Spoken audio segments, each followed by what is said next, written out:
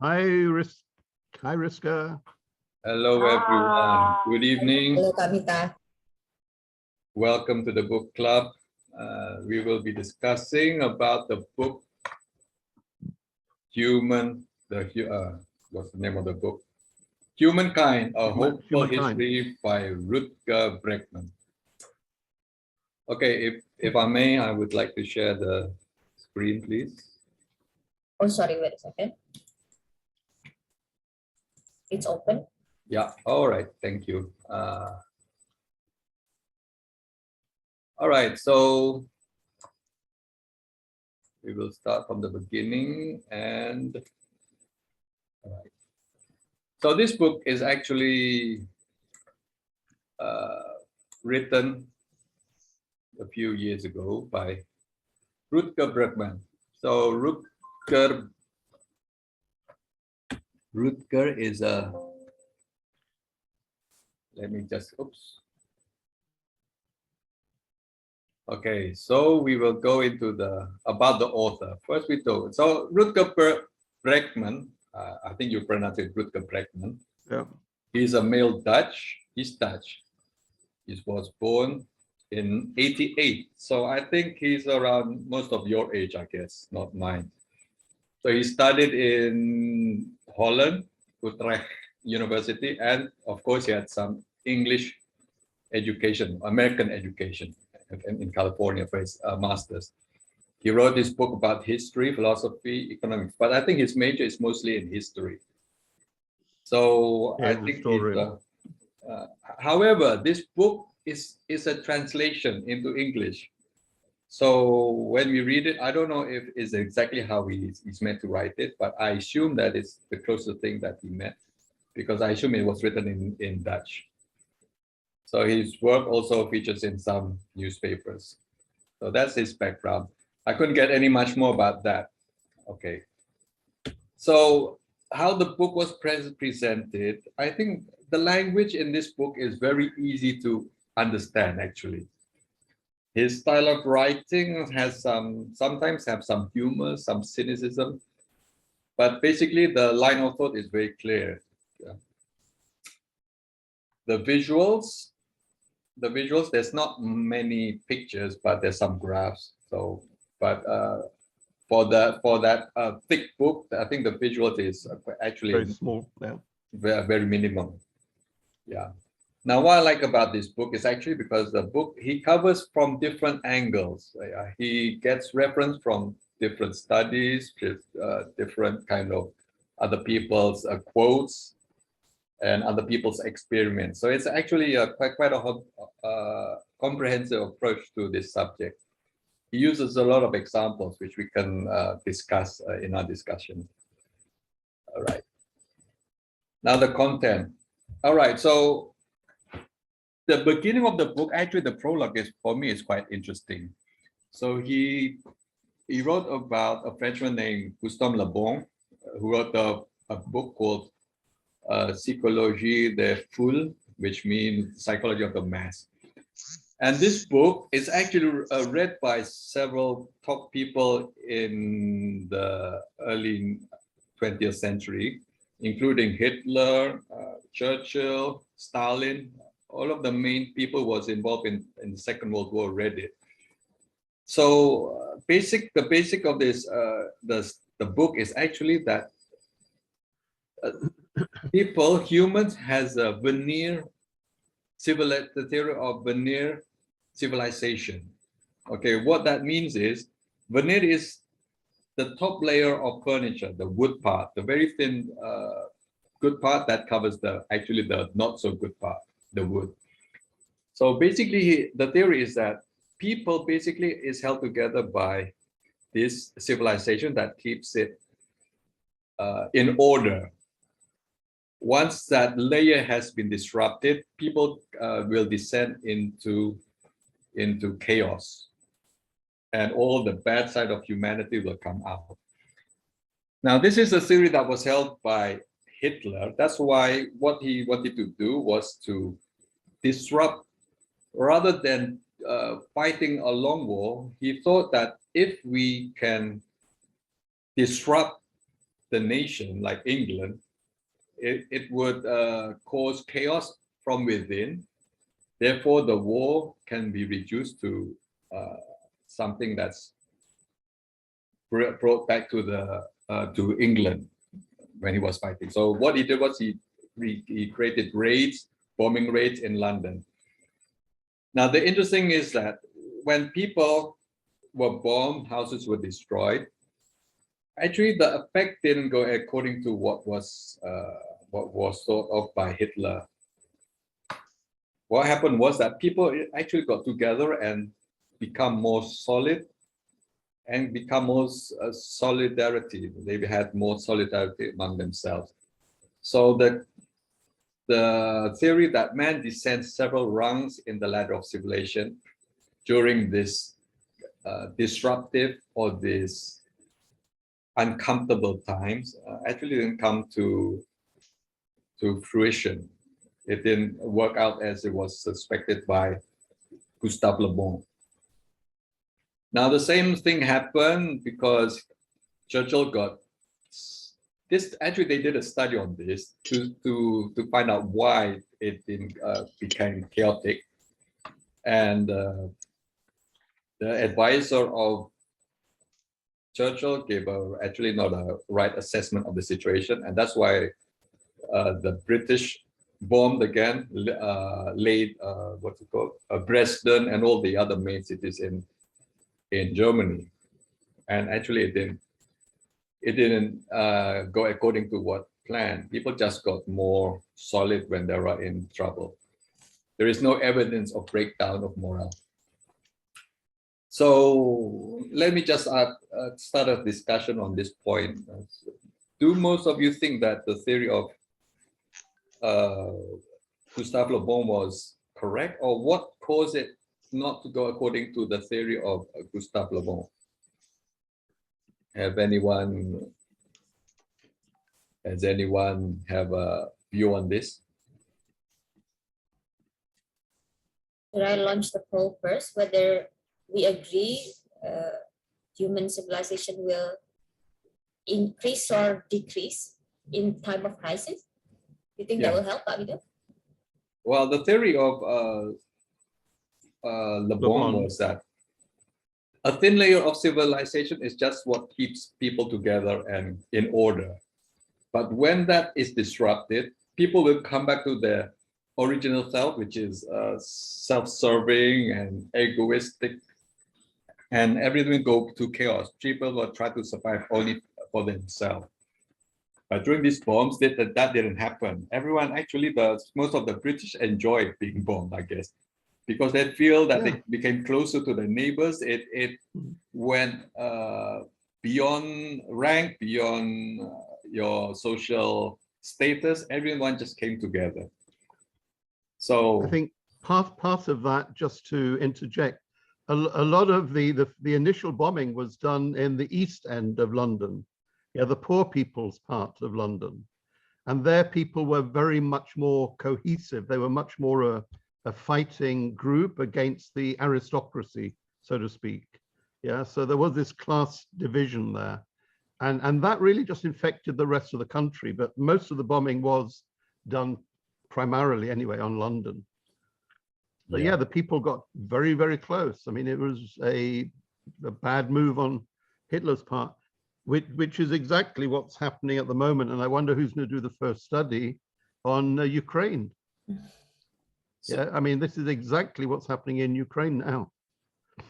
Yeah, people are being bombed to death. I mean, literally very savagely in front of their eyes. And they're pulling together like nobody could have imagined. all right. So yeah, I think Le Bon was wrong, I think.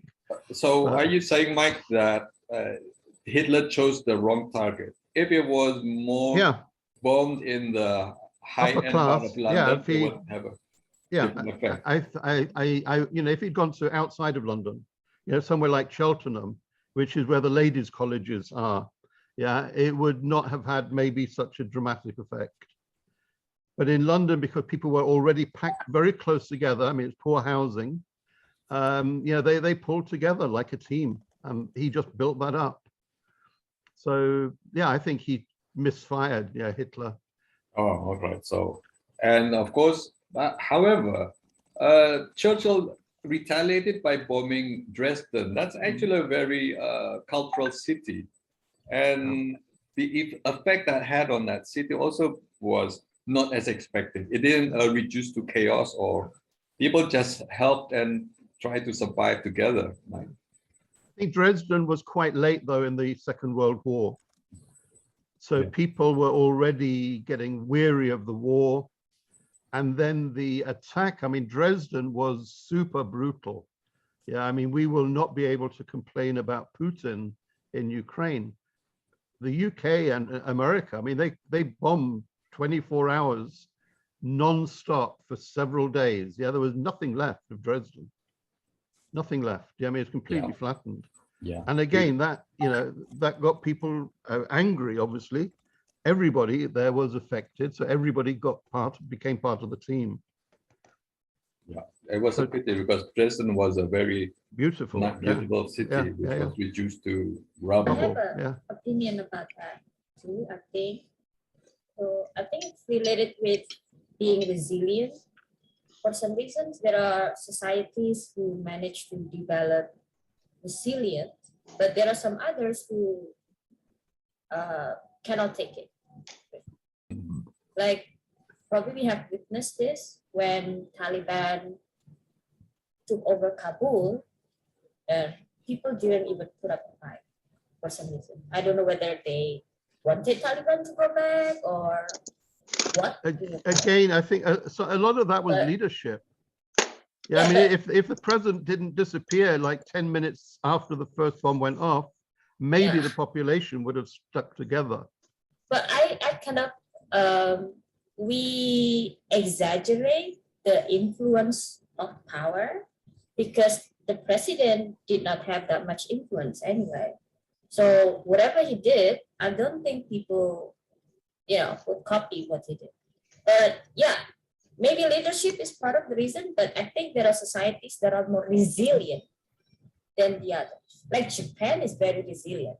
Like they don't care when they bombed Tokyo, and US was almost like, these people are crazy. They didn't give up. And then finally they pull out the final, the little boy and the fat boy and what's the one's name?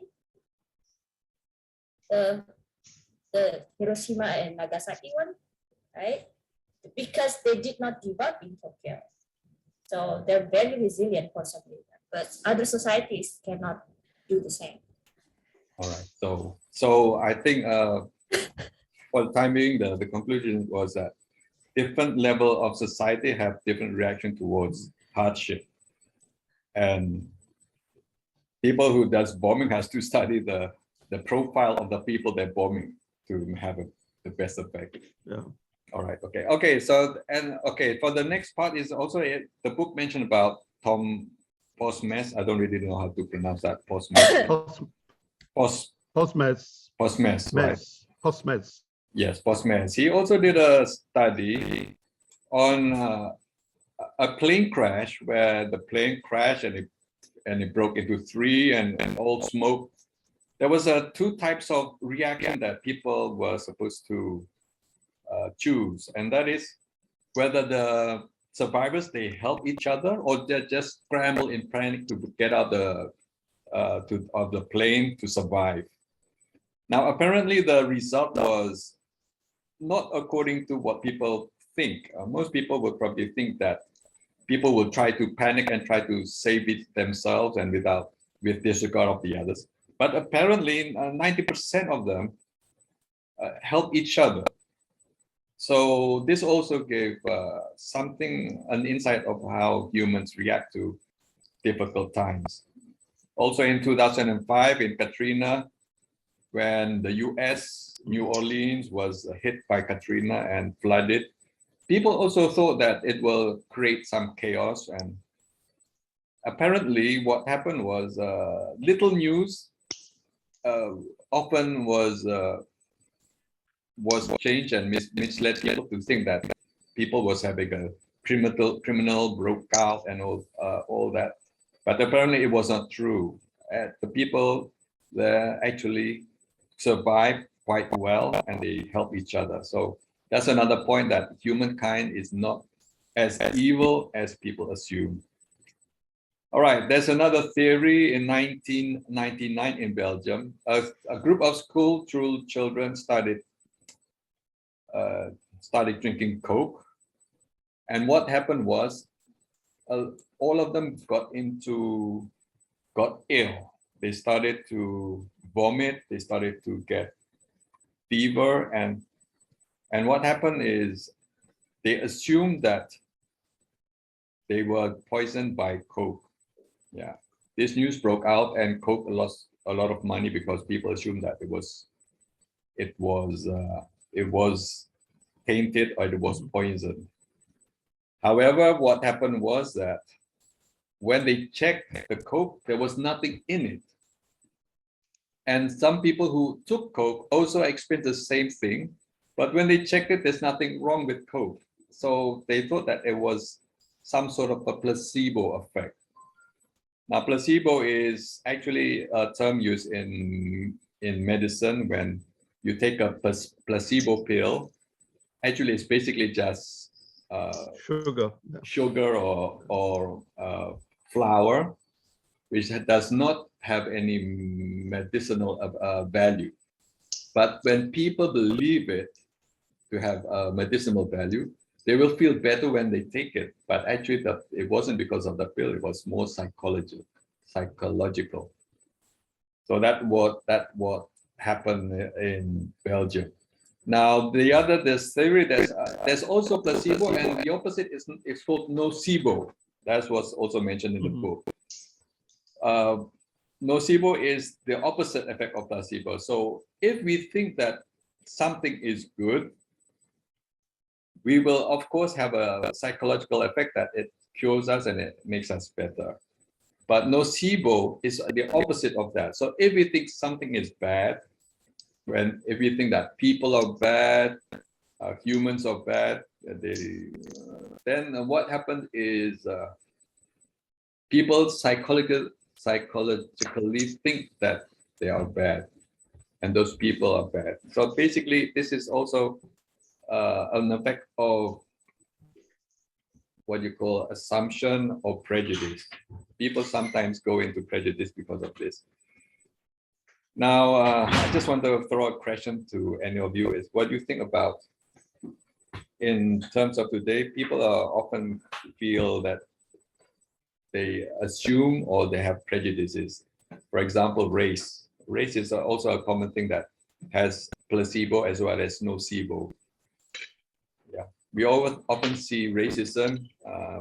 Any of you have any views of that in terms of placebo and nocebo?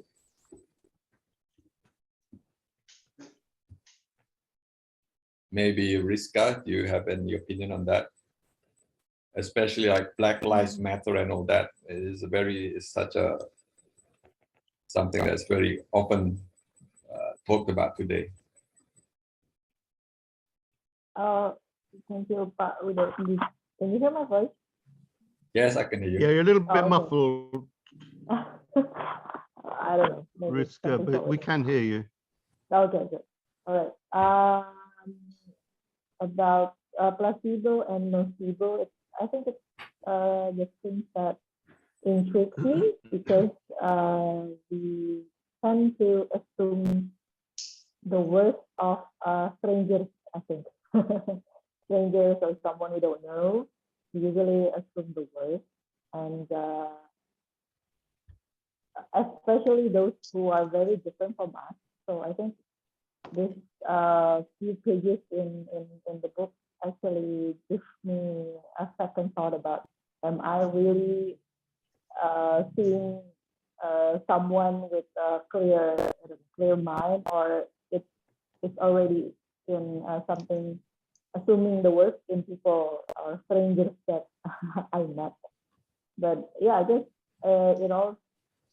what we think about others really, self-fulfilling prophecy. Self-fulfilling prophecy. Yeah, that's also a word used. Yeah. Yeah. Yeah. So I think it's Okay, true. so It's true. yeah. Well, I think a lot of people who are born to believe something is bad, of course they will think it's bad. Yeah. So educating children, of course, is when people are when children, they never think of racism. I mean, if you mix children of all races, they will just play as if nothing. But the more they grow up, then things starts to change when they started getting this all this information from the parents perhaps or from the news, then the placebo as well as the nocebo effect starts to work.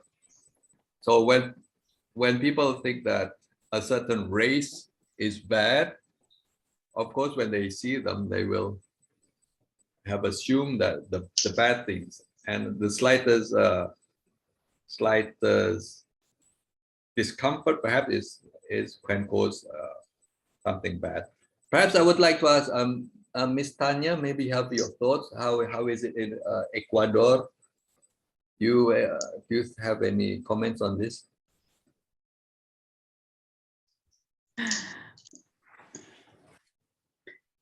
I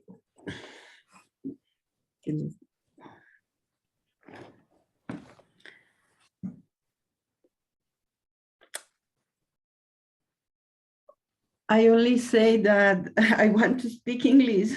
Okay. Yeah, just relax, Tanya, don't worry. Thanks, Mike.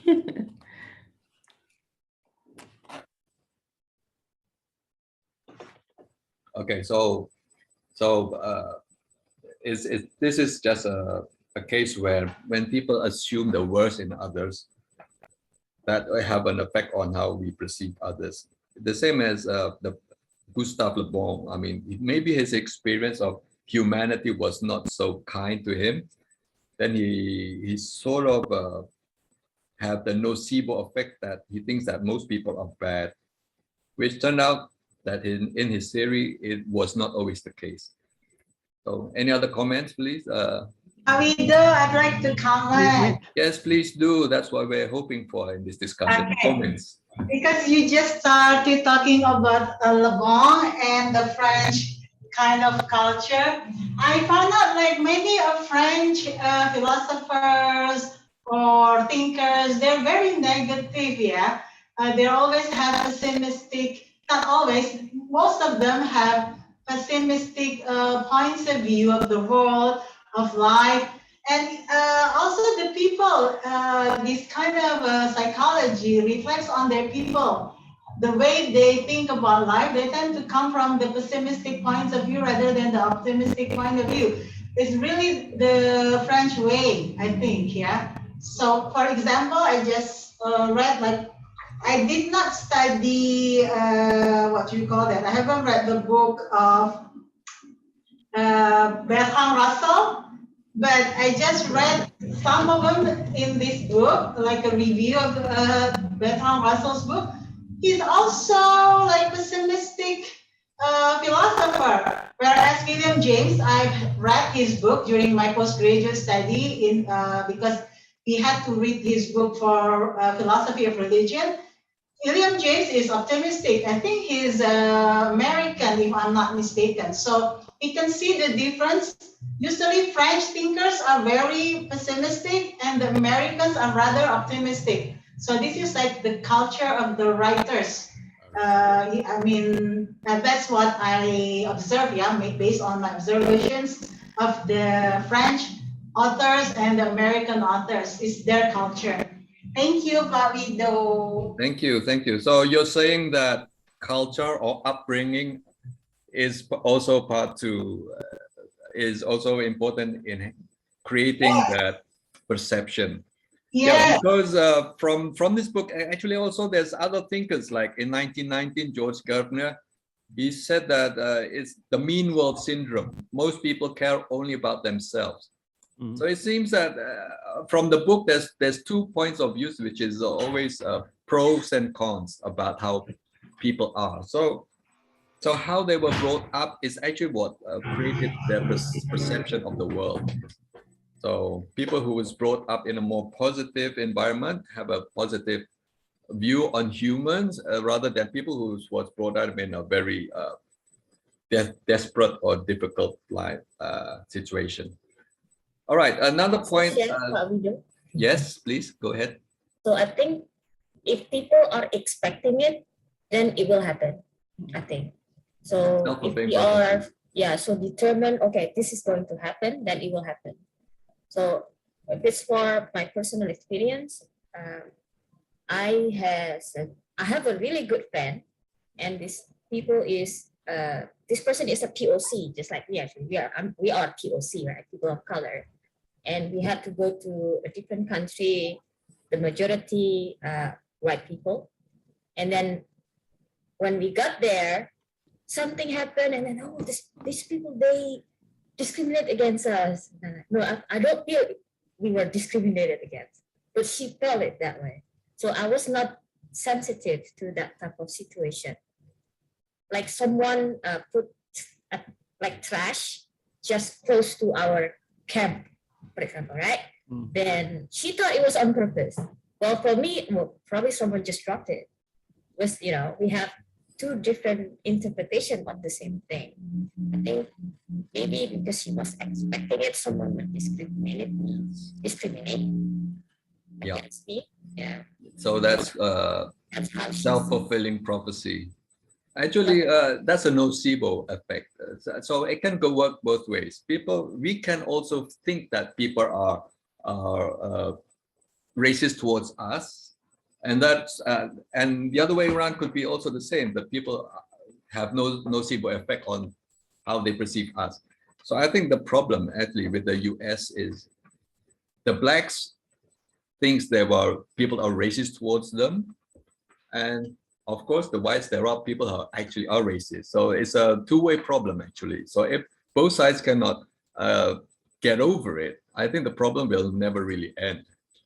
Yeah. So, Pat Johnson, you were told maybe you have some points from your point of view. Sure. In my case, when I was in the States, I live in a town where I am the only Asian when I work there.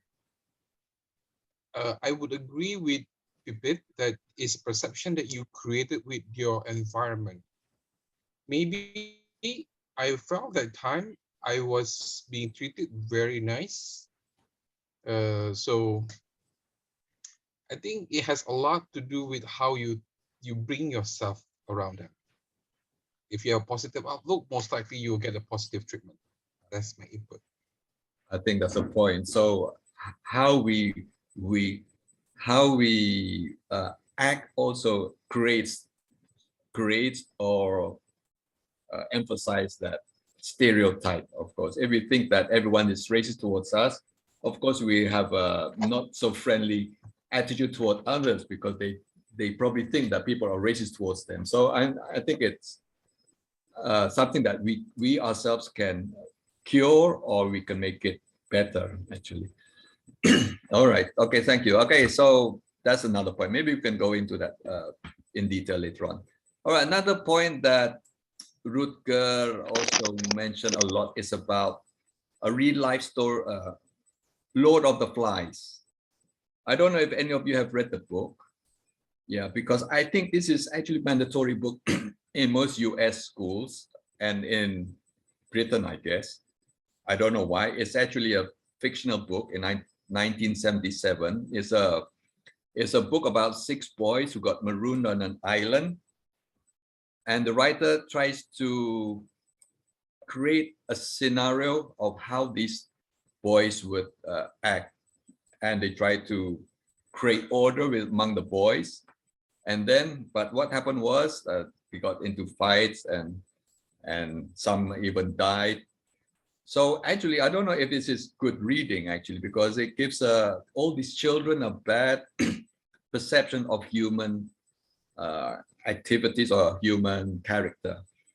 Now, Rutger was intrigued by this story and tried to find some sort of counter theory. And so he went out to find the news about a real life situation of Lord of the Flies, where 6 boys from Tonga, that's an island in the Pacific, who went out for a joy sailing, and they were actually adrifted for 8 days and got marooned on an island called Ata. They survived more than a year before being rescued by a sea captain, a New Zealand sea captain.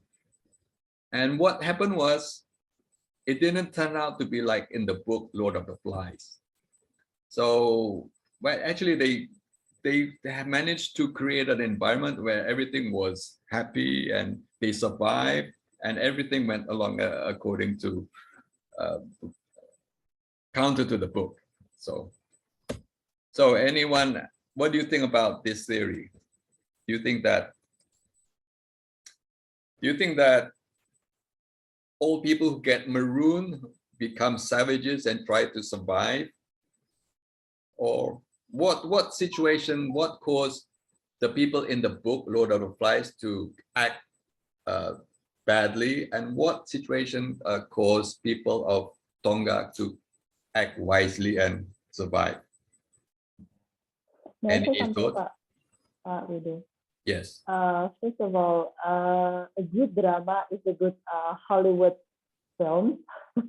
And so not only the book tells about Lord of Flies, but I think we can maybe already read or seen films that talks about so-called realistic humanity if we are being drifted an island far away, like I don't know, I forgot. There are one film, Japanese film, I think, that also talks about just boys in Ireland and they like kill each other. And the recent one is Squid Game, where they're being conditioned in a way to bring the worst in people. So I think first I want to highlight that this Lord of Flies and the real story of the 6 boys is something that we are, I mean, stories that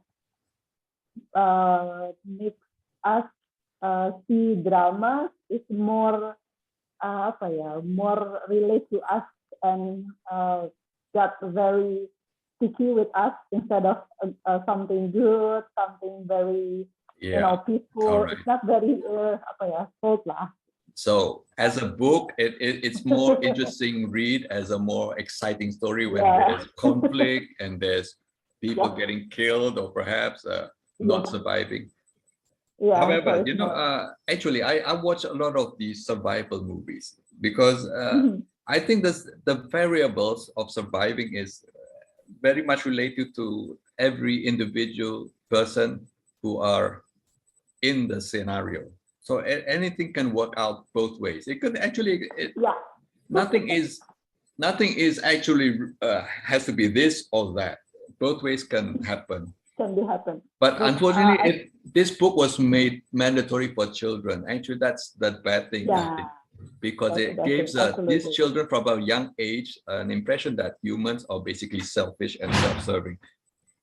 I watch. I don't know if any of you watch. America. Yeah.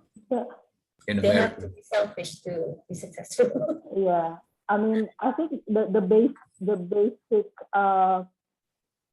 condition that we all accept for things to everybody can do something different. It's the sense of scarcity, Pak Widow.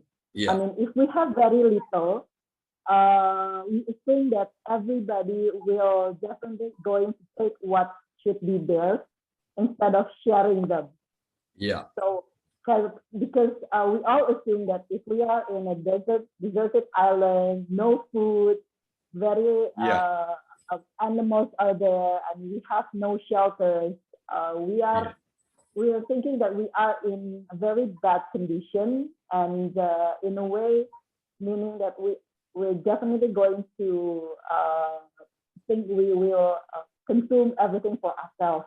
But the story of the 6 boys basically show that when they're being not conditioned, we can actually have some kind of we can in our mindset thinking that we cannot do this all by ourselves, and if we have something like conflict with each other, they like the book tells that when there's something wrong, if there's conflict, both of the boys are being far away from each other, and they'll come down, and then they're going again and do something together. Because I think there are always these two sides of us. Our side that wants you survive, at the same time part of us would like to be part of something or a community. So that's my take on this. Yeah, I agree. I agree that there are so many variables that can change the outcome of the situation. Absolutely. There's also that a quote about two tigers. Which one will survive? Is the one the mouth you feed. I don't know who put that on the group. Oh yeah. Basic that. Because I watch a lot of these survival movies. You know that TV, there's a lot of interesting survival. First of all, there's the survivor. The survivor is basically a few people put on an island, and there's a prize. And you have to work together, and you have to eliminate someone until there's only one person left to get the prize. Now, when this is one variable, if the objective is for prize money and you have to eliminate people, then you become ruthless. You just really do what you decide is self-serving because of the motivation. There's another one called Naked and Afraid. I like that, as the title shows, that there's naked people in it. And there's two people, a female and a male, both naked, given the basic equipment, and they have to survive for 3 weeks. They have to create their own fire, they have to create their own home. And usually the interaction between the two, if you cannot find a good way of communicating, then they go into fights, and some of them drop out without finishing the task because they cannot work together. And there's another one called Alone. This is more interesting for me. Alone is when someone is put on in a place where you're completely alone. See? Then the challenge is different. You can survive. You can actually live quite comfortably, but the main obstacle is your mind. Yeah, being lonely is one of the most difficult situations rather than being hungry. So I think all these variables is really contribute to the outcome of the people and how they react towards each other. So motivation.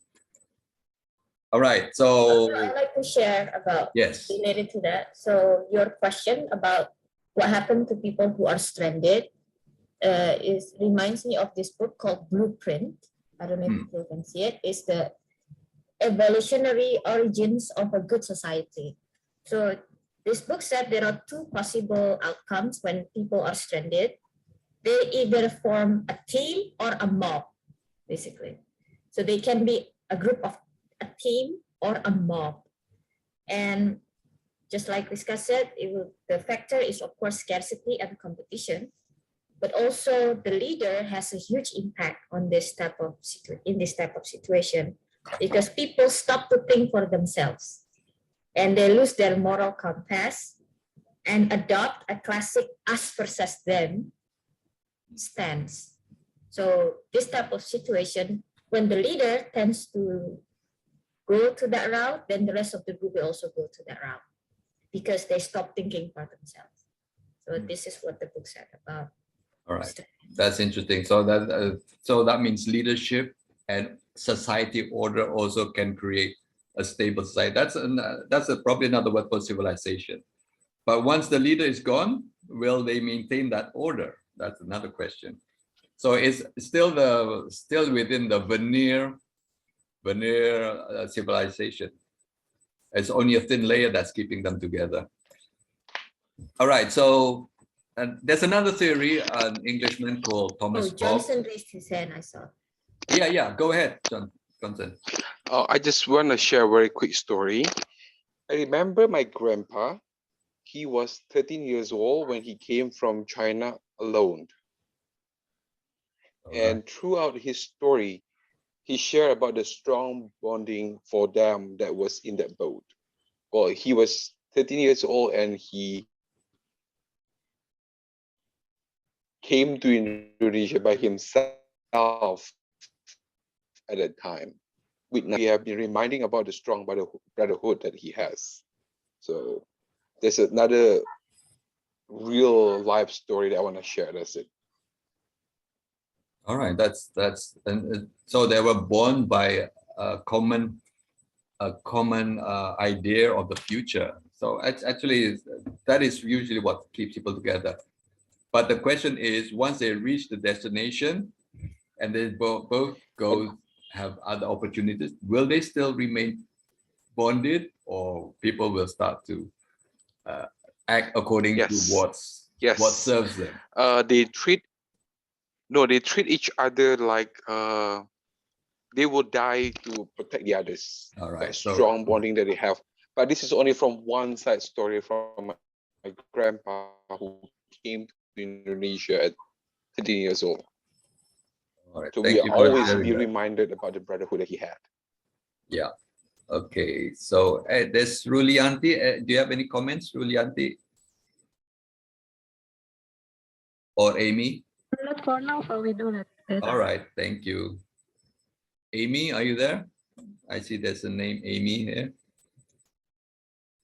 Okay, anyway, there's another theory, Thomas Hobbes. 5,000 years ago, humans lived as hunter-gatherers with no law, driven by faith to survive. Bellus omnimus in om. So his theory is that people are basically nasty, brutish, and short, or the opposite. No, his theory was actually nasty, brutish, and short.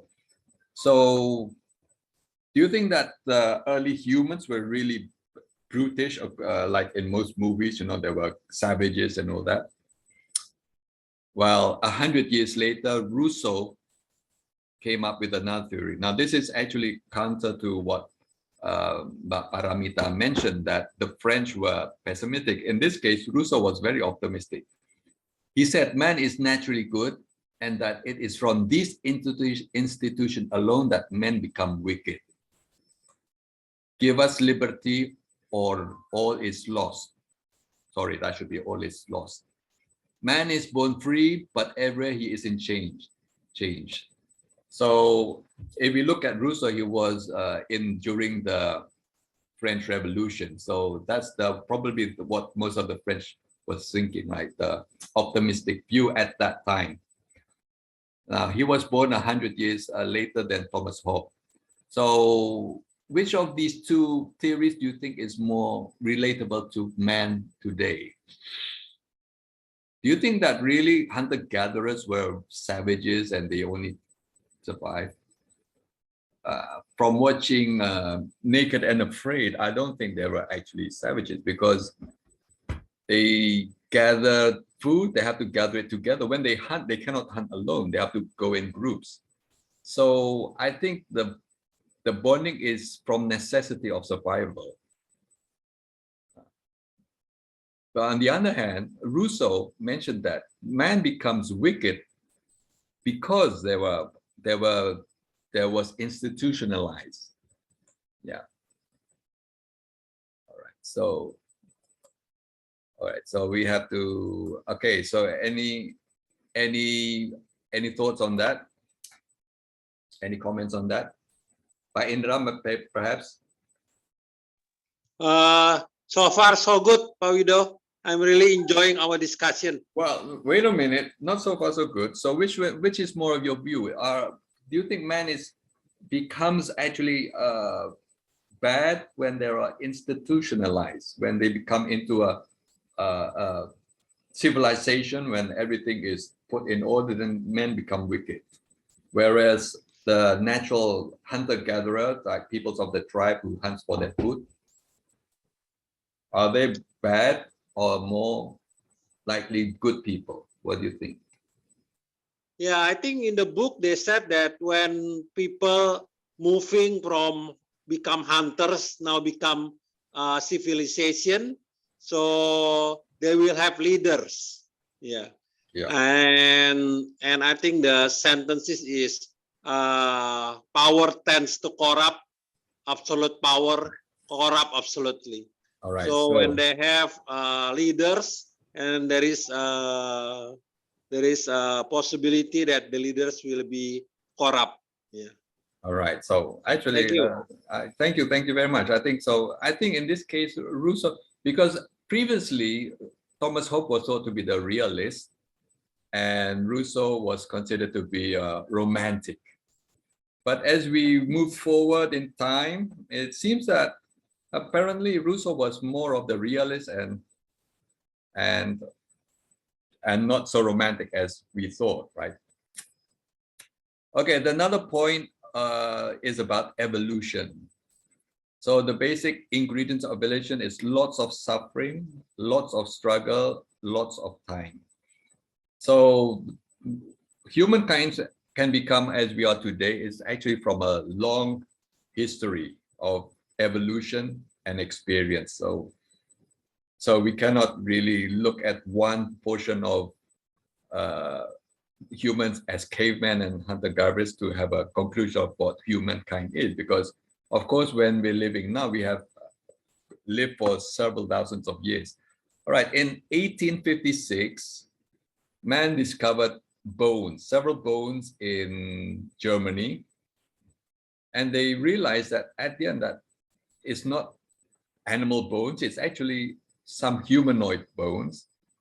But what is different is that the shape of the skull is different. Before, they didn't really think it was a different species. They thought it was just, it could be humans with a deformed head.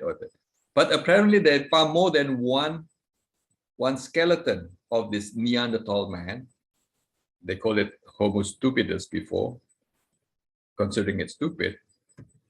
But this is how it looked, the skull. Oops, sorry. Now, there's a theory that that the writer wrote is that humans are Homo puppies. Yeah, as you can see, that if life on Earth was put into a calendar, a year calendar, this is where the humans started evolving. This is when dinosaurs got extinct, and this is how humans are. You know. So if you look at this calendar, we realize that humans as a living being, as a living organism, actually came late in the calendar, and this evolution is actually a short period of time. Now, if you compare the two skulls, this is Homo sapiens, this is us, and this is Neanderthal. If you can see, actually the brain size of the Neanderthal is much bigger. The head is much bigger, and basically, usually when you have a bigger brain, you have more power to process information. So why did this Neanderthal become extinct? From studies of carbon dating, apparently the skeletons of humans and Neanderthal man actually lived at one time they lived in the same era. So actually they were overlapping. But humans survived, Homo sapiens survived, but the Neanderthal man became extinct. So what do you think happened there? Any views or comments on that?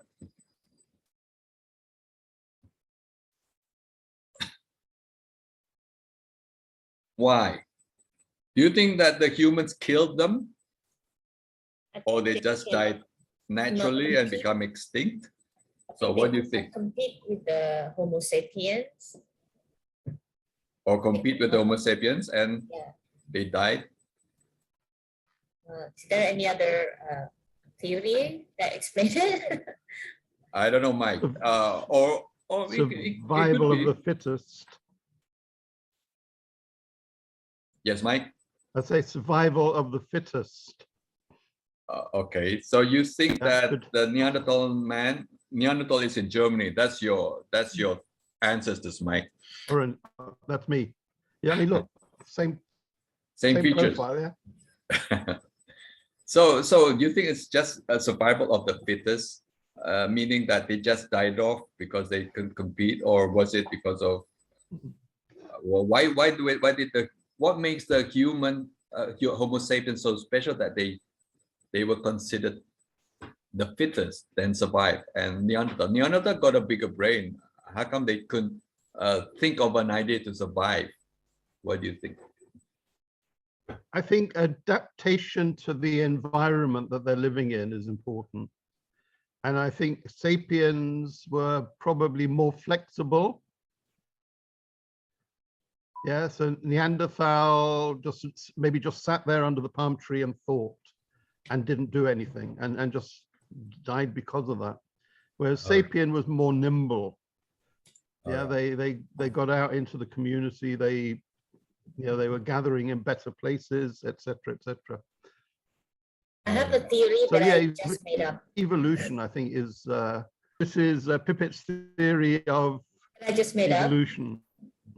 Yes, Okay. according to the theory I just made up, I think because Homo sapiens has bigger frontal lobe Sapien, yeah. compared to the Neanderthal, if you can see from the shape of the Yeah. skull, and the frontal lobe is the part Is that higher, yeah. is responsible to make good decisions. Decisions. Yeah, like you Oh, can decision-making, visualize yeah. You the mean this future, part? you can plan, Yeah. particularly about planning thing. Yeah. So although in size, Neanderthal is bigger, the brain, but the frontal lobe, I think sapien has. Oh, all right. Okay. Oh, sorry about that. Okay. So you're saying that because humans had this is the frontal lobe. Yeah. Yeah, it's more protruded, and this is more slanted, right? But it has a bigger. Okay. The memory bank is larger, but this is more. Okay. So one theory actually is that survival of he considered that even though the brain is a iMac with lots of memory storage, however, the human has less memories, but it has the capacity of connecting to Wi-Fi. That's one of his theories. More apps. Yeah, so that's what made him survive.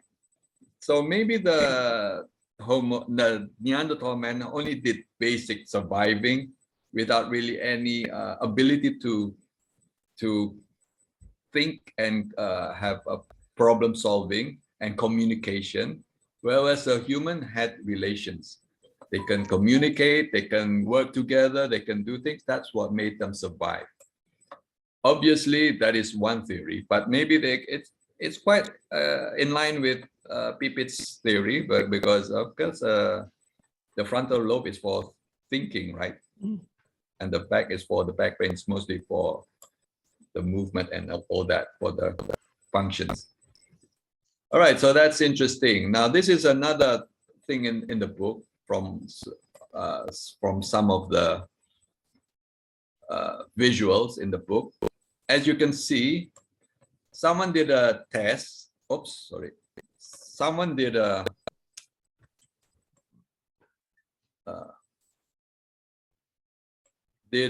test on chimpanzee, orangutans, and human toddlers. As you can see, because basically the head of these apes are quite large, right, compared with human toddlers, which are smaller. And when they gave tests, apparently chimpanzees are actually smarter than orangutans and come very close to humans, toddlers, that is, right? In calculation, yeah, that too, orangutans is not as smart. And causality. Causality is things that's with cause and effect, something that cause and the type of question is that. Now, when it comes to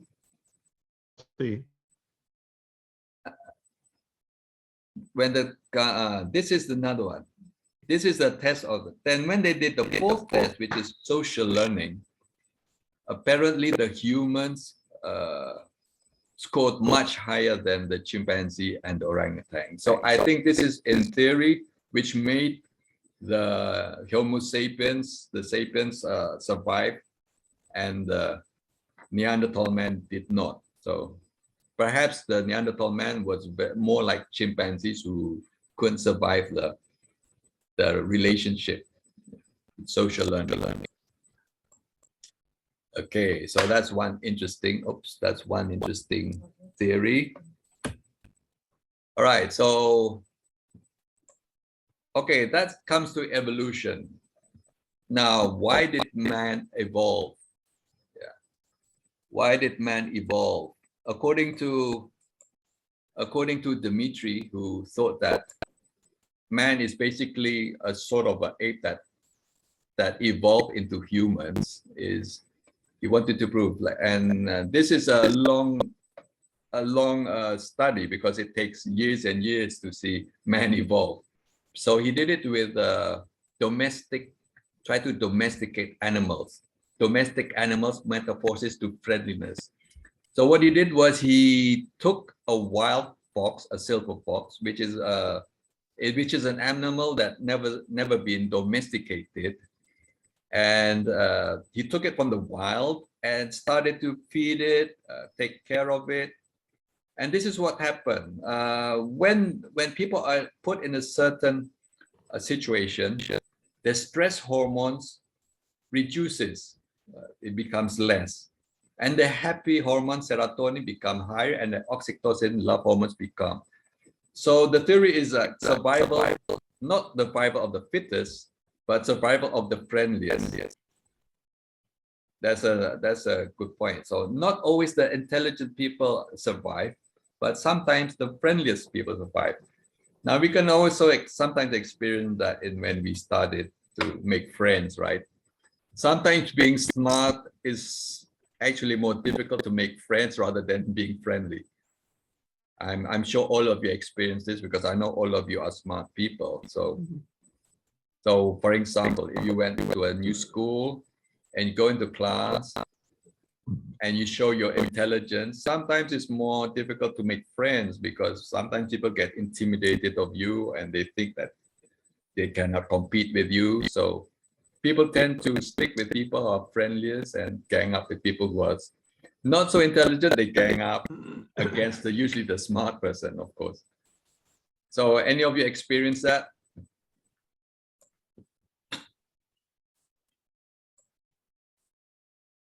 So if you're given a choice to be a smart person or a friendly person, which one would you choose? In my opinion, I think it depends. It is in the collectivist society, like usually based in the farming. When we stand out, it's not recommended. It's either stand out because you're so good or stand out because you're so bad. Because people somehow share this homogeneity. Yeah. So if it's like more liberal pursuit of happiness, everyone for themselves situation, society, then no one cares. Probably you can even get a lot of praises for standing out. Yeah, because humans leak emotions to relate people. You know, that's a point. You know that if you look at faces, facial expressions, you can see emotion in people. Sometimes they cry, they smile. Even if you have pets, right? Usually we get closer to the animals who shows expression with puppy eyes, soft, eyes that look sad eyes. We get closer to them, or we see a dog which is happy, jumping, who leaks emotions, rather than we keep pets like a snake, for example, who just lie around and do nothing. We can get more closer to animals that show expression rather than animals that do not. Right. So if you like to keep turtles as pets, I don't know if you can see any expressions in turtles, but some people do keep pets. Or maybe hamsters. You know that hamsters are cannibals. Mm. They eat their young, they eat each other, you know. So even though they look cute, they are cannibals. Actually, I learned that the hard way. You know, you keep pets and you try to find where's the other partner. You think it escaped the cage, And after a few months, you realize that the partner is only bones at the bottom of the cage. So they Your ate. pets turn into Lord of the Flies. Yep, that goes on with the Lord of the Flies theory. Yeah. All right. So humans are Homo puppies, right? Richard Dawkins, he's a famous person also. He once had a theory about the selfish genes, that he considered humans as an innate selfishness in their genes. But I think later on he revised that. I think he scrapped his theory and he changed it to immortal genes. Yeah. So apparently a smart person can be wrong also. So I think being good or bad, some people say, is it nature or is it nurture? It actually could be both. If you're born a psychotic, then it's actually nature. But if you're basically good and you put an environment that is really bad, makes you try to survive, then it's nurture. So actually both can be true actually. Yeah. Okay, this is Dmitry Belyaev and the silver fox. Okay, this is one theory that's important to know. So actually, being domesticated, these animals actually they change also their features, not just their attitude. They become more before their eyes were fierce, and after you feed them, their face become less. The eyes become more friendly. The ears becomes more droopy. The tail's wagging, and that theory was also implied on humans before. Maybe the Neanderthal or the early humans were rugged, then they change and they become more smoother features. Now, I don't know if this is also related to the hormones in the body, because as I mentioned before that serotonin, the happy hormones, of course it's in your body. Does that have an effect on your genes and change your appearance, oxytocin and all that? Okay. Also, feminine and juvenile appearance also change. So that's another theory of evolution. Yeah. Yeah. Okay. There's another point that loneliness can literally make us sick. Yeah. As we all have watched the movie Castaway, remember that? Tom Hanks was marooned on an island for 2 years. What made him sick actually was the loneliness and the hopelessness. That's why he created Wilson. You remember Wilson? Wilson is the volleyball where he drew a face, and that helped him survive through these 2 years. And of course, a picture of his fiancée in this locket, in this necklace. And even when he was on the boat trying to survive, Wilson got lost in sea and he felt sad. He cried over the loss of a volleyball. Okay, so that's another point. Okay, so another theory about Raymond Dart, early hominins or humans must have used tools to kill their prey and also murdered each other.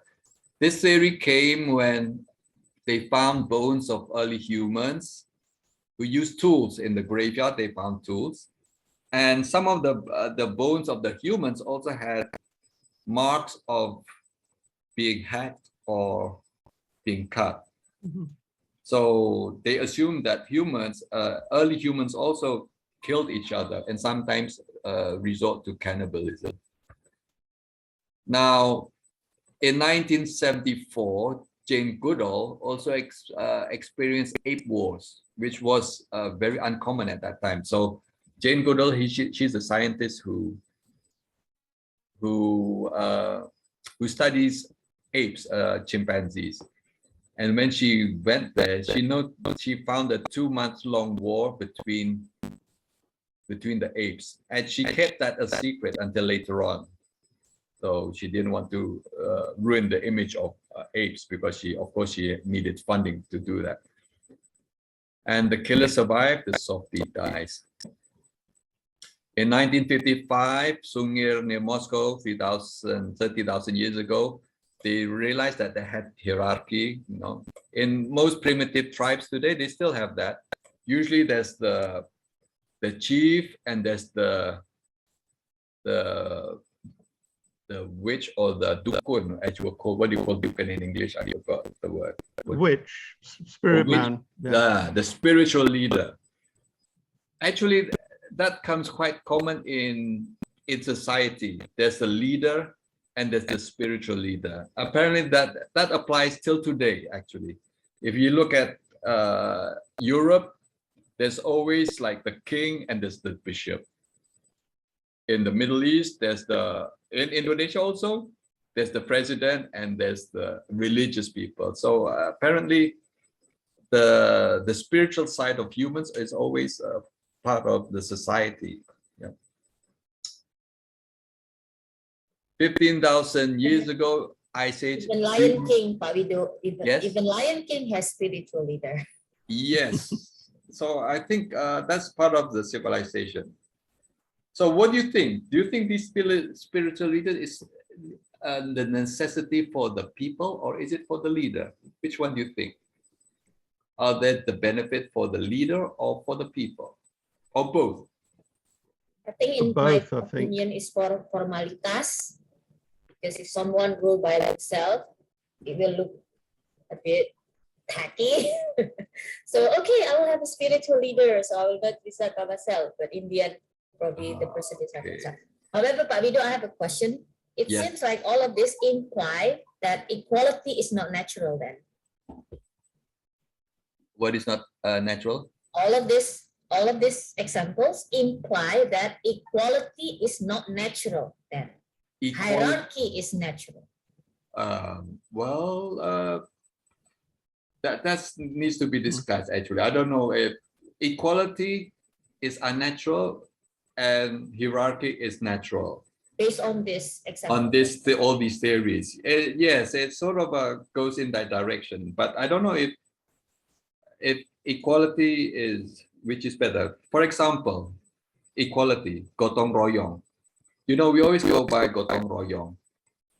Everything is in gotong royong when everyone is have the same job, communal. But once someone is out of that and creating a disruption, then everything becomes changes. So I don't know. Do you think that if everyone is equal, everything will be more orderly? Once someone is above the rest, then everything starts to change. The dynamic change, hierarchy, for example. All right. So actually, there's a theory on that later on. Okay. So excuse me, what time is this discussion ends? Usually 9:30 or I don't know. Oh, all right. Okay. So maybe But one time with Mike, we stopped at 10:15. Yes. All right. I mean, Mike, you remember that one, right? 10:15. But it starts, well, in the good old days, this was a 2-hour meeting. Yeah, 7 to 9. Oh, okay. Now that we've pushed it back an hour, it's a little bit more pressure to finish earlier, but yes, yeah, right. keep going. All right. Okay. I mean, people people have their own hierarchy. They can leave when they need to. Yes. All right. So when you're the leader of the tribe and you're the only one here, stop. Yes. So actually, this is a point that Pipit put forward. 15 years ago, in the Ice Age, humans snuggled for survival. Because they all wanted to survive, they had to snuggle and keep warm, of course. But once the Ice Age ended, then there's land to be explored. Yes, to be cultivated. Then people started having possessions, fortifications. Then the hierarchy happens. Then it's the birth of the state. Now Homo puppies went from cosmopolitan, where everything is equal. Then they become xenophobic because they have possessions. All right. Now, when they have possession, especially when there's the possession, people with the possession is only 1%, and the 99 doesn't. Then one of those 1% oppressed the rest of the people. Now, this is another case of evolution. When people were hunter-gatherers, they were healthier and had time to relax. Farmers could not, because when you're hunter-gatherers, you have to fight in a group. Equality, right? Everyone work together for one objective, to survive, to catch the animal, or to find the roots to gather all the food from the plants. Now, once people started to expand in population, of course, they cannot keep on doing that because the food will not be enough, because the animals, of course, will not be enough. So they had to start farming. Now, when people started farming, they had to work, they toil the field, because if you don't tend to the farms, the plants will not harvest well, and of course, people won't eat. Now, when people starting having land to cultivate, then they become hierarchy. Then there will be the landowners, there will be the farmers, there will be higher up, there will be the kings, then states start happening. Though I don't know if you think the ideal world is equality with no hierarchy, maybe John Lennon's song Imagine is very good for you. Yeah, no possession. But in the real life, apparently, there's, of course, people have to tend to the field. If not, we don't eat. Yeah. But and there's another question. Yes, in Mike? the agricultural area, though, in agriculture, you only had to toil the field for 2 or 3 days, and then you leave it for months. All right. So you're freezing, Mike. So you're saying that in some places, you don't have to cultivate the fields. You just do it once, and it will. Yeah. No, Of I mean, you cultivate, like in the spring, you put the seed in, and then you wait for 3 months until the wheat has grown, and then you have another busy period, the harvest, where you cut down the wheat. So it's an uneven spread of labor. Yeah. Yeah. So I mean, you have high peaks of activity where everybody in the village gets involved, and then you have other periods where nobody's doing anything. They move on to something else. Right. Yeah, maybe they go make cheese, or they make leather goods, or whatever. Right. So the location and the type of harvest, or type of the crop, is also determines how people react. Okay, so sure. So it's like in Indonesia, we're in a tropical country. We plant paddy fields and we harvest all year round. There's only two seasons, and the hot season and the rainy season. So that also created a different society compared with people in Europe, in subtropical countries with 4 seasons, where in the winter they cannot do anything for a quarter of the year. They stay at home, and of course they read and become smarter and more likely to document things. Whereas we in the tropical country, like in Indonesia, in the other tropical country, we like to hang out with people because the weather is good. We like to talk. That's why, of course, the writing culture is not as developed as people in the subtropical places. Maybe that's, and we communicate better through talking rather than writing. Yeah, as you can see that the reading in Indonesia is very low compared with other countries in Europe. Yeah. But again, the writing thing, even in Europe, I mean, in the developed world, is only 1500s. I mean, it's only 500 years ago. Before that, people could not read or write. So, reading and writing is quite a modern invention. Yeah. Yes. Well, the question is, couldn't they read or write, because the reading and writing is only reserved for the little few. The power, yeah. The power, yes. Like not the everyone church. were able to. I mean, in Europe, it was mostly the Catholic Church. Yeah. So. Yeah. Yeah. So it's that in a certain society, the spiritual leader, they don't want the lessons to be written down, because they want to menguasai. They want to control the information. If it's written down, people have access to it. They don't need the spiritual leader anymore. So I think Yes. there's a politics for that. Yes. All right. So they made the culture oral culture, not written culture. So people need to have those people telling the stories. Yes, that's a good point. So that's one. I mean, all of that. Yes. All of that changed with the Gutenberg press in Germany. The printing. 1540, and then you could do mass production. Yeah, so up until then it was handwritten. That's why you had the monk. Yes. Yeah, you're breaking up, Mike. So the monks did all Very the beautiful writing, script writing. Writing, yeah. But once the press was invented, then their job became redundant, of course. Yeah. It became mass. Yeah, you're breaking And up. now I was going to say, and now the printing press is not working so much. I mean, yes, it's now ebook. Yeah, so again, it's gone back to the spoken word. Yeah. Yeah. All right, there's another point about religion. There was a tribe, has done nomadic tribe in Tanzania who had no religion, but still they could survive. So that's another point for your hierarchy. So not always a tribe has to have some sort of a spiritual leader to survive. They can just live as is. Okay, there's another point in the book about Easter Island. In 1720, they discovered Easter Island, but with no inhabitants, but only Maui. How do you pronounce that? This statue, I forgot. Yeah. So what do you think? What happened to these people on Easter Island? Why did they become extinct?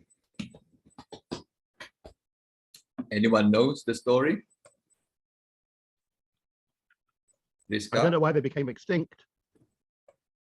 You don't know why they become extinct. Oh, that's Easiest guess is probably because the germs that was brought up by the white people who explored the area. Yeah. Ellie, there's Grahani. Maybe you have comments, Ami. Well, according to one theory is that, they were so fascinated with building these tall head-like figures. And apparently they believe that those are the gods that make them thrive. And they started overbuilding. Now, to build these statues, they needed a lot of logs and wood. And what they did is they cut down the trees and they put up more statues. And at the end, environment fought back, of course. With all the trees gone, the harvest didn't become as good as before. And they become angry because, and at the end of the day, they starved. They couldn't eat, and some even said they became cannibals. That's one theory. Another theory said that they were captured and become slaves. That's another theory, but we don't really know. But the point is that that island is almost treeless. There's no trees. There's only those big statues. And they believe that the cause of the death of all these natives is actually because they overcut the trees to build these statues, because you can imagine carrying those statues needs a lot of rollers, yeah, and that's what caused that death. So I don't know if you have your own theory. Whose idea was it? Yeah. Whose idea was it, Pak Window? Like, who told them to make these tattoos? Religion. Maybe it was religion. Maybe, like I said, institution. What causes people to become wicked, and yeah, they believe so much that the higher power is making them survive, but they didn't implement it well. They overdid it and died. All right, so next, written in the book is about Auschwitz. why were people so wicked in Auschwitz, and why did they do that in these camps? Why did Mike, you experienced World War II. Why were the Germans so wicked and wanted to exterminate so many people? I think one of the problems in Germany was a lot of people that were given power, they became Ate Ewe, yeah, they had a cap and a badge. They thought they were the power, and they were the ones that created most of the problem. And then when you got the overall direction, obviously, of the country going into genocide against the Jews were the high rollers. I mean, Hitler and the others, yeah, in that level camps, where people were trying to improve on their neighbor, you know, on the other SS guards. So everybody was struggling for power, yeah, for notoriety, and that, you know, it just got into a downward spiral. But again, I mean, they were involved in a very, very, very wicked activity. And how I still, you know, I watch now in my older age, I'm watching a lot of Nazi films, you know, German films of that period, the 1930s. And I just find it so difficult to understand how people in Germany could be like that. And obviously, I mean, I was born in 49, so the war had finished, but I still remember bombed out buildings, et cetera, et cetera.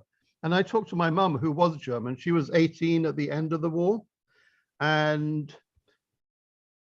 it was really, it's hard to you know, describe. I mean, I believe my mum, what she told me, that she did not know what was going on. She did know because her father was a policeman, and she was told, you cannot talk to those Jewish kids anymore. Her friends, you know, best friends. She was told, you cannot talk to them anymore. And then all of a sudden, the friends, the Jews in their vicinity, all went off to holiday camp, yeah, to work camp. But nobody, I think, you know, I think obviously the people around the camps must have known, because they were working there and their relatives were inside working there. But I think the general population chose not to look and not to inquire. They knew the Germans had been removing all of the Jews, you know, from everywhere. And that was again to the armistice in 1918. Germany was stripped of everything. Hitler was able to use that to get into power. And he was saying, you know, it's a nonsense that Germany cannot have an army. We're going to have an army. So he set up an army. You know, it's a nonsense that Germans cannot have an air force. So he set up an air force. Yeah. So again, it was, you know, people, yeah. And there was, again, you know, I mean, the problem we have in society is the silent majority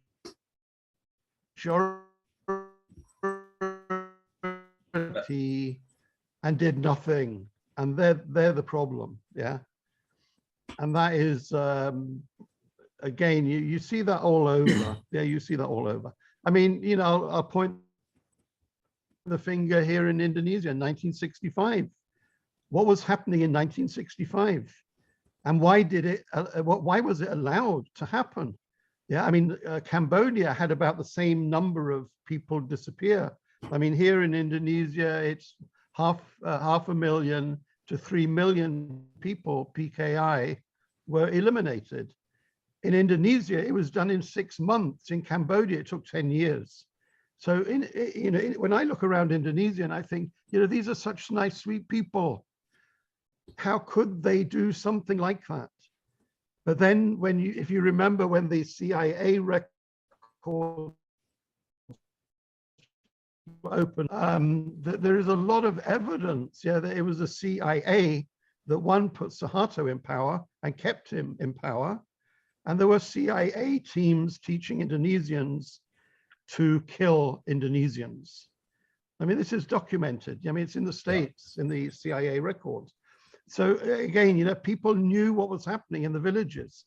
I mean, Bali at that time was not very populated, but most of the a lot of atrocities in proportion happened in Bali. Yeah, but so people must have known, but they were scared to do anything about it. So, you know, again, you need to really get into the situation. And again, I mean, you probably have more access to your grandparents and their friends and to the thinking, but people won't talk about it, I'm sure. Yeah. Because it's a very embarrassing period of Indonesian history, but this is human history. Misinformation, propaganda can have a big effect on how people think. Absolutely. So sometimes I also wonder why, you know, the Japanese, I go to Japan quite several times, and they're very nice people, you know. Yeah. But when you look back to his history, how come they become so evil, like in Nanjing, in China? Well, all over. Yes. All over. What caused these very nice people who's basically nice to become like that? And of course, the Nazi also. So I think, but apparently the Japanese had some religion have to do with it. Where it was culture. Yeah. They were led to believe that it was very emperor dishonor. Well, the emperor was was a guy, you know, the sun shone out of his eyes, and the people in Japan were very moralistic. You know, they were very hierarchical again, and if you were and your family, you had to be captured. So people that were captives, prisoners, were treated like they didn't exist, because in the Japanese culture, they didn't exist anymore. So it didn't matter what you did to them, they were subhuman. But it's that background, of the culture that existed in Japan at that time, that allowed this to happen. Losing is really an embarrassment. Even they kill themselves when they lose. So the way they treat losers, the way they treat losers are really inhumane. Yeah, I think that's. I mean, pride is very important. You know, the Germans became Nazis because of the embarrassment they faced during the First World War. Now, the Americans didn't want to create the same mistake with Japan, so that's why when they surrendered, they were treated very much differently than than the Germans in the First World War. And according to many Japanese, actually, they were led to believe that the emperor was divine. He was the descendant of God. So actually, the religion also had a part in this. So culture and civilization actually can, even though it was always considered being great to have a civilization, but in behind the scenes, civilization actually also created a lot of bad things also. Problems, problems. If you can see, like, everyone considered that the Roman Empire was a great civilization, but if you notice, they treated gladiators, they treated slaves like that. So that's one of the theories also, that civilization is also Rousseau's theory. I feel that civilization is actually what caused men to be wicked, humans to be wicked. Coming back to the discussion, that this is what we mean about the famous Kitty Genovese. She was in Brooklyn. She was a bartender. She was attacked in her home.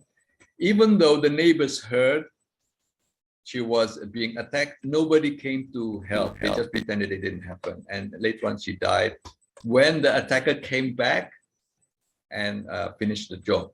So actually, this is when people choose to remain silent and not do anything about bystander effect. Some people even turn up the volume of their TV when she screams. It's crazy. So you heard someone scream for help, they actually turn up the volume of the TV. Why is that? And in some American society, they do that. In New York, they do that. They prefer not to get involved, because sometimes getting involved with the law can get you into trouble also. So they choose to survive for themselves. All right, so about return to Auschwitz. Actually, they did an experiment on that. They created a false prison where they choose several pacifists, people who are committed pacifists to be in that prison, and they treated them badly, and see if it has an effect on how they react. And at the end, people who were pacifists can change into someone who's changed person, who becomes nasty also. So actually, environment also causes people becoming what they are. Okay, so that's another theory. So okay, so I don't think we can go cover the whole book, because actually, to be honest, I haven't finished the whole of the book. But from what I've read, it's already a lot to discuss actually. So you got enough for another meeting? Do you want to take over next month's meeting? Well, if anyone wants to continue the book and do it, please go ahead. It is this big. I know. Yeah, So 500 whatever. We need to cover the conclusion. We yes, only you're have right. 20 minutes. Let's go to page Yes. 381. 10 Yes, rules to yes. live by. All right, go to conclusion. You can cover it, Mbak Mita. Please go. Okay, everybody who has the book, e-book or the hard copy, let's go to 10 rules to live by. I think this is excellent. 381. All right. And this is the title. And then let's go to 383. What's so good? The conclusion is reminding the same message all the time for me. On 383, it says, Gnoti Seauton. I don't know what language it is, but it means know thyself. I think it's a very, very important message, because before you master on other things, you should master on yourself. Yeah. Because when we try to understand ourselves, actually, we will finally see there is goodness in every one of us. So that's what the author wants to tell us. And if you go to page 384, the first rule is, when in doubt, assume the best. And I think that's very good. So it's, in English, it's probably give the benefit of the doubt. Yeah, no prejudice, no prejudice, no. Yeah, I agree. And then on 385, it's incredible. The author says think in win-win scenarios. So it's like, I mean, what year this book was written, Pak Vida? Yes. When Which was the book year written? was the book written? The book was written. What does it say in the front cover of the book? It was. I don't know. The first page. The first page. I didn't really catch what year was written. Is that like in the 70s or 80s or? No, it's a newer book. Oh, it's a new book. So he's influenced by. Tahun 88, Kak. 88. Yeah. Tuh, lahir tahun 88, the writer. Lahirnya. So he's influenced by Stephen Covey, I think, yeah. It's like think in win-win scenarios. And he also says about forgiving others actually is a gift for us, yeah. So it helps us not wasting our energy. And he says that when we do good, we will feel good. Yeah, I think that's, and there are more, like on page 387, ask more questions. I don't know what this means. I haven't read in details. Maybe it's like when we are in confusing situation, like right now there is a war. People in the WhatsApp group, we keep asking and clarifying. I think that's very good.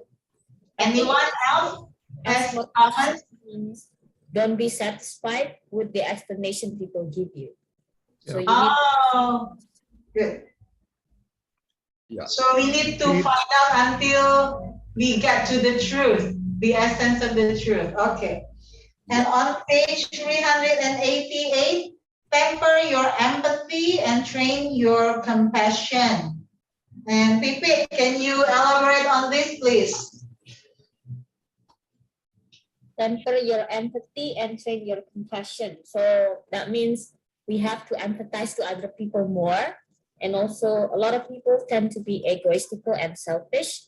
Actually, people think compassion is natural. Actually, we need to train it. It's not natural. It's not after we're born and we become compassionate. So we have to keep training ourselves to be compassionate. Yes, I think that's interesting. That's why we are given so many crises in life, yeah, like pandemic, the war. I think these past years have been like a school of compassion for every one of us in the world. I don't remember a time that I have been trained to be more compassionate and empathetic more than this past years during pandemic, and now with the war. It's incredible, yeah, and it's everyone in every part of the world. We are trained at the same time. Thank you, Pipi. And the next one, number 5, try to understand the other, even if you don't get where they're coming from. This is also like Stephen Covey, seek to understand first, yeah. So I think you know what this means, yeah. Even like it's so hard for us to understand. I mean, for example, on Facebook, an Indonesian friend of mine just say, aduh, orang bego kok ada di seluruh dunia ya, lagi pandemi gini, tiba-tiba malah mulai perang. You know, it's such a confusing mindset for somebody to start a war during this crisis of pandemic, where people are dying and are ill.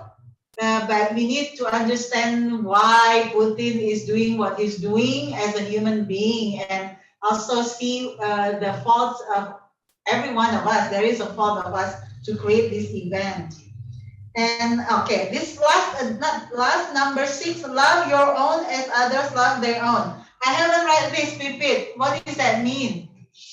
It means it's related with the previous question. Is it possible to love your own group without hating everyone else?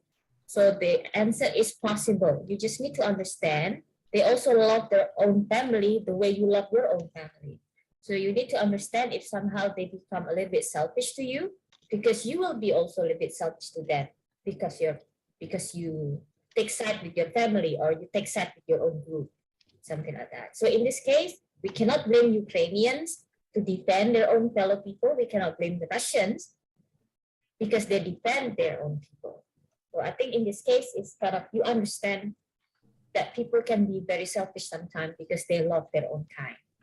Just we love our own kind. Wow. Yeah, So you have comments on this one? Have you read Mita, there's one more. What? Avoid the news. Oh yeah. Actually, I read it on the first time Pavido gave us the e-copy, but I ignored it because right now it's impossible not to read the news or to watch news. Yeah, it's impossible. Okay, so what's your comment on this about avoid the news? I disagree with this. Yeah, I'm sorry.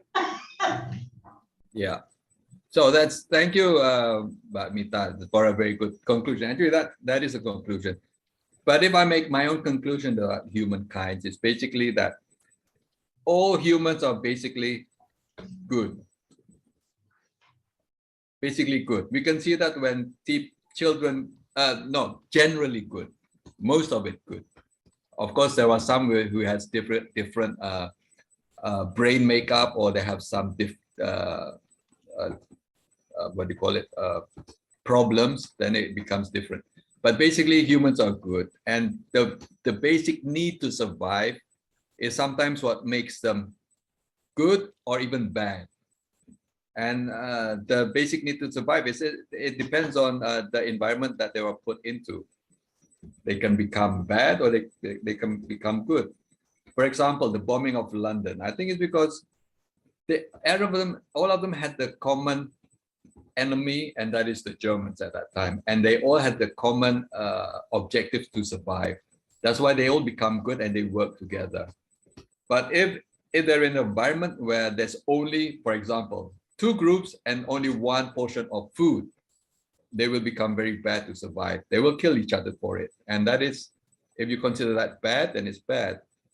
Even if we consider people being subjugated as colonized people, of course, from the point of view of the colonizer, they're savages, they're killing their soldiers, for example. But from the view of the people who wants to survive, of course, they're heroes. So everything is very, very relative here. There's so many variables that can make people good or bad, and there's not only one way of seeing things. Okay, maybe others have other perspective on this. Before we close the discussion, maybe everyone can give a comment on the book. For me, I think the book is very good. Basically, it's very good because it covers comprehensively about humans and so many examples. Yeah. But Johnson, maybe comments on the book before we close. I'm all good, Pak Wido. Thanks You're for all good. the very concise summary. I think I really enjoyed this. Yes, thank you. Pak Indra? I think we cover all. Thank Yes. you. Thank you. I It Tanya? is a want good to add something, opportunity. Wido. Yes, please. Please go ahead.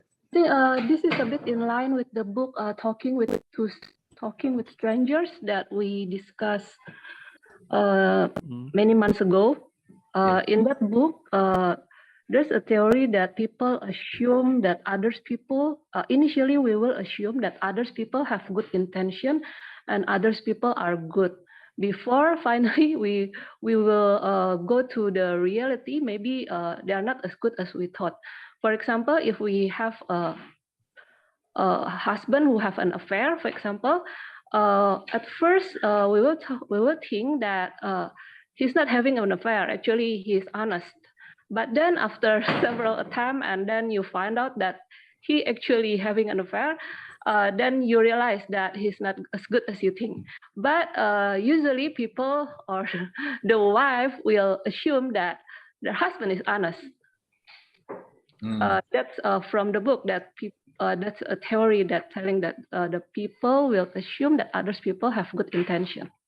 Placebo.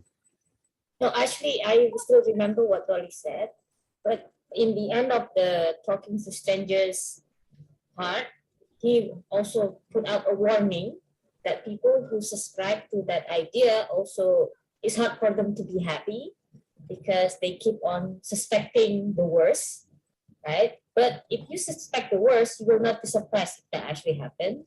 That's the good side. So nothing will surprise you anymore, right? But it will make people very unhappy if they keep on assuming the worst from others. I think in the last part of the book, he mentioned that too.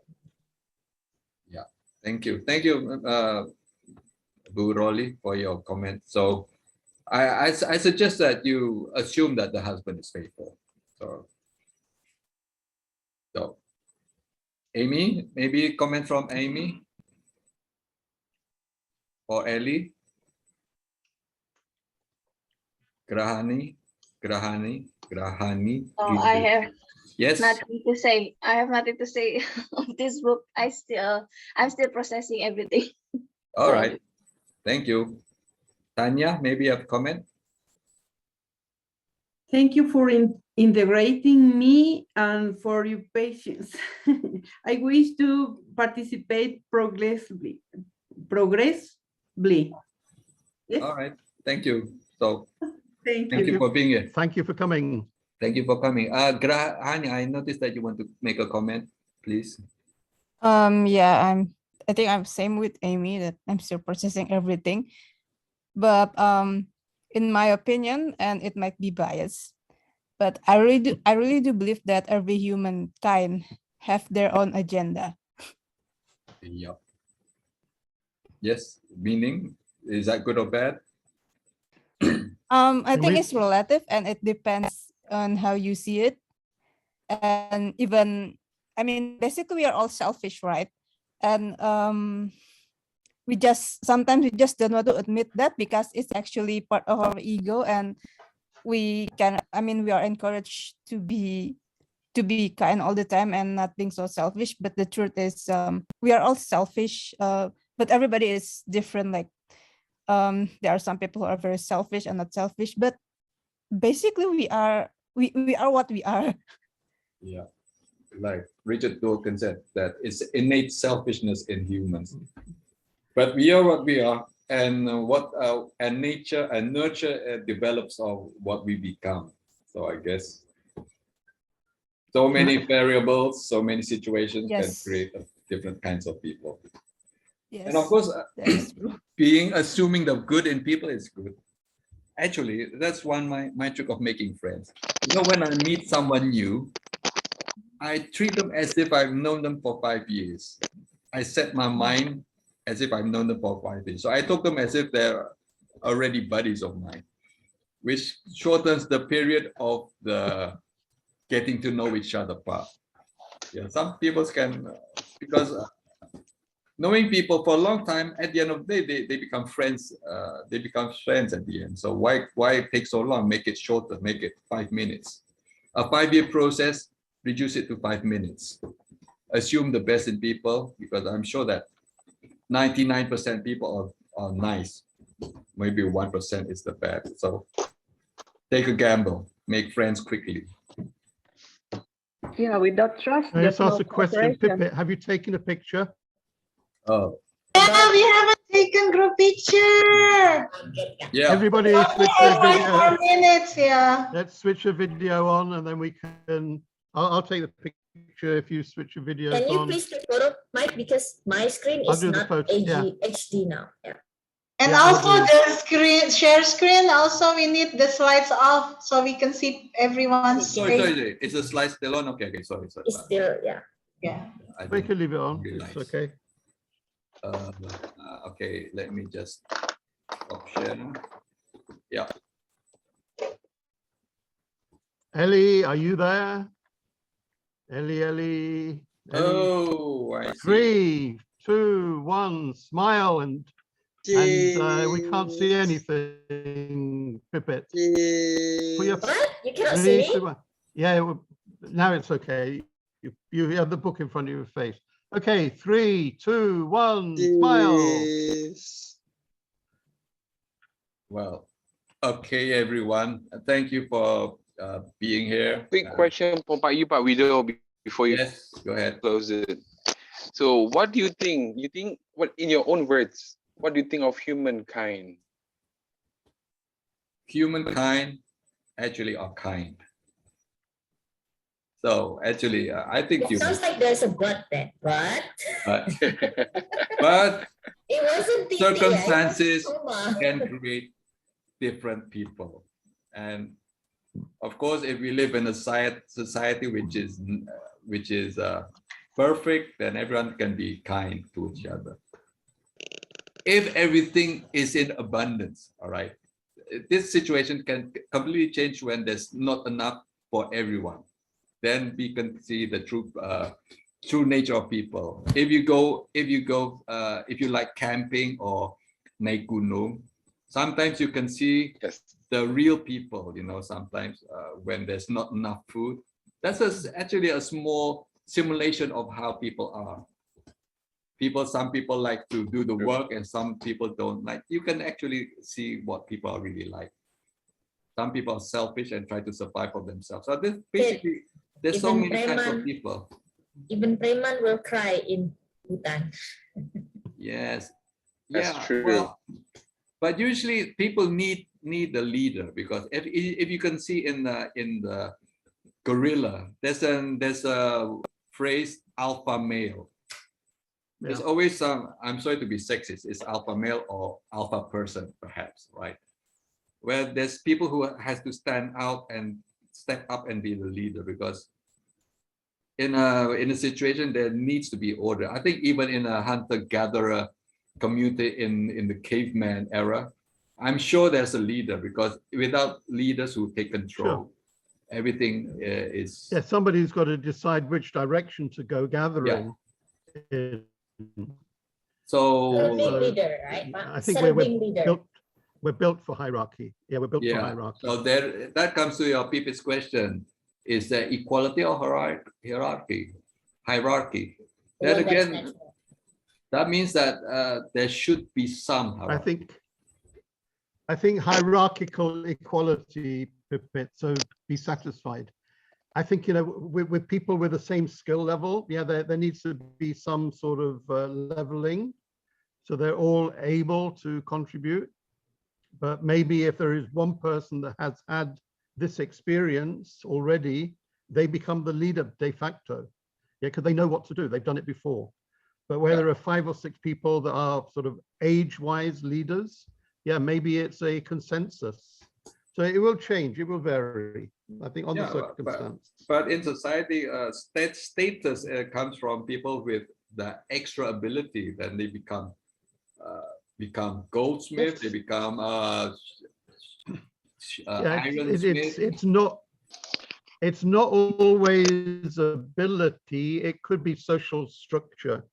Yeah, like, you know, the class structure. Yeah, I mean, you go down to Kraton, you go to Jogja and go into the Kraton and look at the hierarchy there. You go into the UK, I mean, up until the Second World War, yeah, people were still very hierarchical. You know, you were upper class or lower class. Yeah, and that changed as a result of the war. And if it gets out of control, then becomes Bastille, and they're off with their heads, I guess. With their heads, absolutely, yeah. Yeah, Johnson, you were saying? And that's... Yes. Johnson. Go ahead. I want to ask these people in this group. I think, in my personal opinion, I think we are oxymoron. We think we are kind. I bring myself, I think I'm kind, but I teach my kid to think everyone is evil. And you are not kind. No, that's why, because I want my kid to be cautious, right? Yeah, you don't want them to get what do you guys think? Like, if I teach my kid everyone is kind, they will be, you know, careless, all that other things. So I don't know what you guys think. I think I am kind, but I teach my kid to regard everyone as evil. What do you guys think? Johnson, you have to be cruel to be kind. Yeah, you have to be cruel to be kind. If you didn't teach your kids that there is danger out there, you would be negligent. And they would get abducted, sexually molested, or whatever. Yeah, so it is good that we open up the discussion. So what are we preaching here? Are we kind or are we not kind? We're all kind. We're selectively kind. The conclusion I'm just questioning. Except for Mita. Mita's not kind. She's trying to keep us doing our homework. It's on page 397. The writer, I think he's very good. He quoted Jesus Christ. He said that Jesus Christ reminded us, "You are the light of the world. A city set on a hill cannot be hidden, nor do people light a lamp and put it under a basket, but on a stand, and it gives light to all in the house. In the same way, let your light shine before others, so that they may see your good works." Doing good can be contagious. And that reminds me of what Mother Teresa once said. People can be bad. People can do you unjust. People can be harmful, but do good anyway. I think that's what the author says. It doesn't matter if there are bad things outside our home or things like that. We need to do good anyway. And I think, Johnson, what you're doing, what you're teaching to your children is good because you are protecting them. However, you need to put emphasis that they are inherently and innately good. They're good people. The children need to find goodness in them because sometimes they cannot see. They need us to guide them to find the goodness within them. I think that's what the author tries to say. And he says, be realistic at the end. So be realistic, be courageous, be true to your nature, offer your trust, do good in broad daylight. Don't be ashamed of your generosity. You may be dismissed as gullible and naive at first, But remember, what's naive today may be common sense tomorrow. I think it reflects on what our country has gained because we've been good to other countries.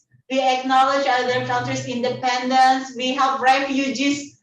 In Jakarta, you've seen refugees from Iraq, Iran, Afghanistan, Syria. I've seen a lot of refugees and our country has been helping them. And at the end, look at us. I think we are so grateful during the pandemic. We are one of the strongest nations I can see in comparison to other nations around us. I think it's karma. What you do is done to you. What you give, givers gain, Mike said, right? Givers I want gain. to respond to Mr. Johnson's question about whether we are actually good or not. I think maybe we should go back to what Rousseau said, that naturally we are good, but the system made us bad. So if we live in a society where the rule of law is not implemented, like a lot of people commit crimes and they get away with it, of course we will be afraid, and we have to teach our children this is the reality of the society we live in.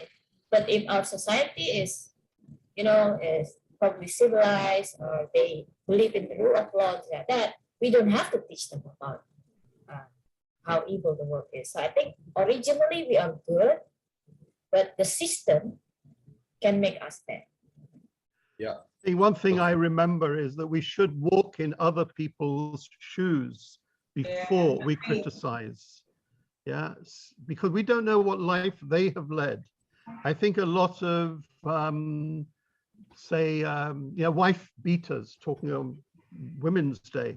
Yeah, wife beaters, they were kids when their mothers were being beaten by their fathers. So they've been acclimatized. Is it their fault or is it their father's fault? And this is a problem. Yeah, I mean, what happens behind the curtains in a private house is supposed to be private. So it's very difficult for the authorities to butt in until it goes too far and there is violence. Yeah, but I mean, I was involved in Neighborhood Watch in the UK. I was a chairman for one of the provinces, Kent. And it was a staggering, I mean, I just couldn't believe the statistics. I mean, it was very high. It was like 40% of the people in the village were involved in some sort of domestic violence. 40%, it was huge. I just couldn't believe it because you don't see it. And that's the problem. Yeah, I mean, and also people get into the 40% by one action. Yeah. So it's not necessarily, their whole way of life, but they did something that was violent and they got into the statistics. So we need to be sympathetic maybe, but we need to be realistic. If somebody's doing something wrong, you cannot just let it continue. Yeah, we have to change, allow kids to learn that this is wrong. We have to teach people that racial discrimination is wrong. On racial discrimination, having spent most of my life traveling into and out of the UK, I've noticed that, over like 40 years, I remember when I first got to the UK in 1968, racial, not violence so much, but racial intolerance was very, very strong. Yeah, jokes about Black people were very prominent and they were visible. I mean, they were on the radio, any comedy show was making fun of Black people. And that was the 1960s. And then the government in the UK brought in legislation. They brought in laws against racial discrimination.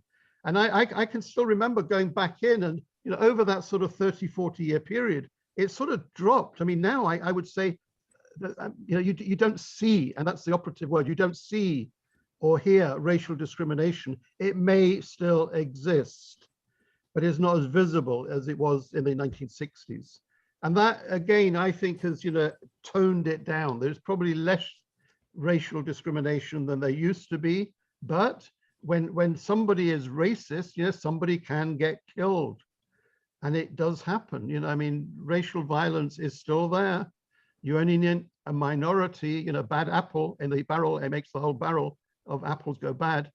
So we need to be on our vigilance. Yeah.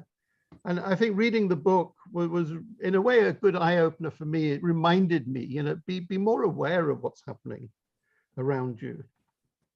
And that is, I think, where we should take comfort, that we can do something about it.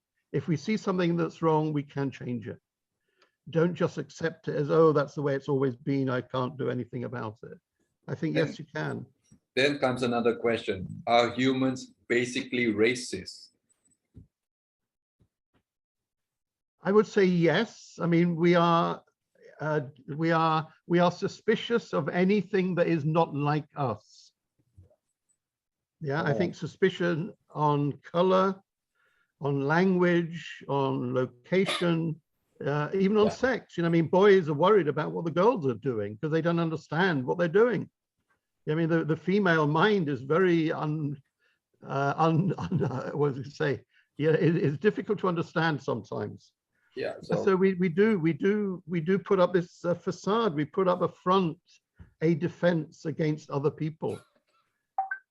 And it's only when it gets out of hand and it goes to physical violence, that it's a real problem. But psychological violence is just as bad. I mean, bullying, I think, happens everywhere in the world. Tanya, do you have much bullying in Ecuador? Kids bullying other kids at school? Sorry? Bullying, where children beat each other up in school. So you have 3 or 4 kids and they don't like one person, so they make it their business to make that person's life hell. No me digas, Mike. Ahora Sorry? no. I mean, here in Indonesia, it is a problem. In the UK, it's a problem. Yeah, I think it's a worldwide problem. And there is nothing, in a way, there is nothing as violent as children. Children can be very evil. But the definition of bullying has changed somewhat, Mike. Everything now is politically correct. Have to be politically correct, which actually for me is more dangerous than more of a bullying. For the bullying, because just calling you a name now is considered bullying. In our time, it was fine to call people names. I mean, it was just good fun, and it teaches people to be more tough, actually, on how to respond to hackers and all that. And also, racism is also a bit got out of hand. Nowadays, movies, they have to include people of color in the movies, even though it's not periodically correct. So it becomes awkward. They try to please everyone. Even mentioning the N-word is considered very bad. But among the blacks, they use the N-word all the time. They used to call the white honkies, which was fine in a certain time. Now it's something that you cannot do that. I mean, I think it's a bit out of hand. Before we had the Jeffersons, they make fun of blacks. They make fun. They had the honeymooners. They make racial jokes, but everyone can accept it as just fun. Now everything is super sensitive, and it's more dangerous than it was before. I have a question. Like today we celebrate International Women's Day, and a friend of mine asked, is there such a thing as International Men's Day? I don't know. Is there? Yes, it's the other 364 days. Every day is a Men's Day. Every day other than Pimi and Mike, they both agree it's every day other than today is International Men's Day. We're giving the women this one day, so you have to enjoy it. Such a for us. I mean, we have to allocate one day to celebrate us. The rest of the day, of the year, are for men. Yeah. Okay, so that concludes our discussion for the Humankind book. So thank you very in much. 5 minutes, we'll beat Mike's record. So we don't. You have to wait until Amy told you. You can stop talking. The longest time was 10:20. I remember correctly. It was Mike's turn. Yeah. Well, actually, I think we started late on my day. That makes sense. Yeah. well, It was such an interesting discussion. We had a great crowd of people. Oh, this But one anyway, too. it has been a fun meeting. It's again been eye-opening and thought-provoking, which is really what it's all about. So even if you haven't read the book, don't worry, we had a good discussion anyway. And maybe this will encourage you to go and read the book. Yeah, I think quite often we don't have the time, but if we find out that this was really useful, Amy, how am I doing for time? If we find out that this was really useful, we will spend more time doing it. So anyway, back to Guido. I'll let you close the meeting before or after Mike's record time.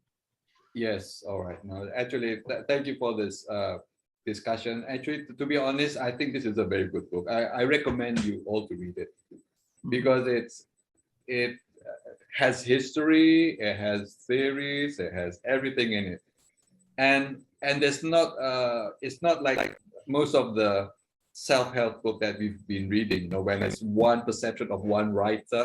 This actually, he's open-minded to all sorts of school of thoughts, so as you would say. So, and of course there's experiments and there's studies, simulation to really find out how humans really are, you know. But so I think for the conclusion of the book is, I think if you read it, it would be much, you don't have to read all of it because it's divided into chapter, even though in all of the chapter is sort of mixed. So I think it's best to read it all. And of course, Mita has read the conclusion part, so she knows the ending. So, okay, so that concludes the meeting for tonight. Then thank you very much for your attention and your participation. Yeah. Okay, so maybe for the next meeting, any news for the next meeting? Only the date is April 4. No, it's April 5. April 5, Tuesday. So we're still on the second week, first. right? Is it second week or Tuesday, right, first Mike? week? No, first. Second. First. This is the second because it was the first was on the very first day of the month. 1, 2. So Bookaholics is the first Tuesday every month. 5th of April, yeah. Yeah, April 5. So we're in Ramadan then, I think. Yes. All right. Yes. Bring your korma with you. Woke racism is the next one. And the book is what? Woke racism. And Pipit, you will be. Oh no. I think Sharon. Sharon. Sharon. Yeah. I'm surprised Sharon is not here tonight though. So I'm a little We bit do one more worried. minute, you will break the record. Yeah. She's reading the book to prepare for the next meeting. So we'll excuse her. She's learning how to do PowerPoint. Oh wow. Okay. She didn't know how to do PowerPoint. And Anyway. if you have a book that you like to discuss, please let us know. Yeah. Yeah. Tomorrow. Yeah. Actually, I have a book. It's called Becoming Supernatural. I think it's quite an interesting book. Santana's album. Becoming Supernatural. You can buy it in Perry Plus. Actually, I saw it. Okay.